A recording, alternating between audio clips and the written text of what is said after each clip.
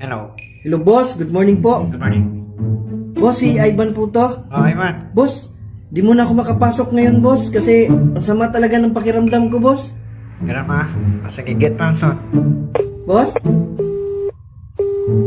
Hello?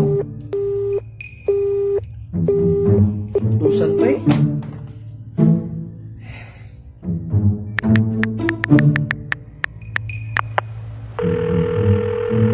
Hello? Hello, paring Will. Ay, pre. O pre, saan ka ngayon? Bahay. Pre, magbihis ka pre. Ha? Bakit? Hatid kita sa opisina. Bakit? Di po ngayon, pre. Kasi nagpaalam ako kay boss na hindi ako makapasok ngayon kasi ang sama ng pakiramdam ko pre. Tapos? Ikaw muna daw mag-duty. Ha? Bakit ako, pre? Yan yung sabi niya pre. Get Wilson. Ano? Sige na son.